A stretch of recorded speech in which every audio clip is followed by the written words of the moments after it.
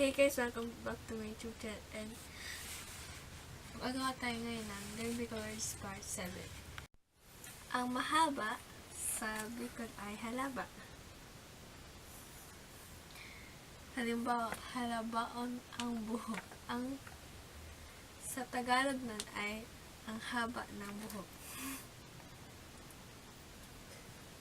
Ang masarap sa Bicol ay masirang.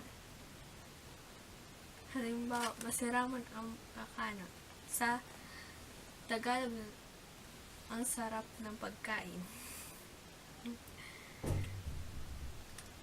Ang buksan sa Bicol ay bukasan. Halimbawa, bukasan mo na ang cabinet. Sa Tagalog ay buksan mo na ang cabinet.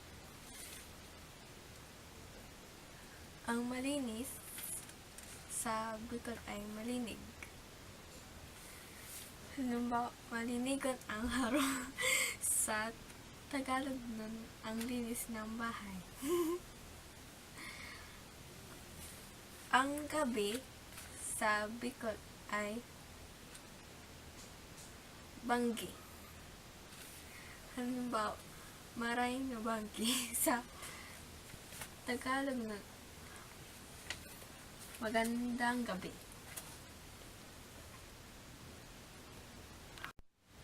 May announcement pa ako sa next video ko. And thanks for watching. If you like this video, thumbs up and don't forget to subscribe to my channel. See you guys in my next video. Stay tuned. Bye!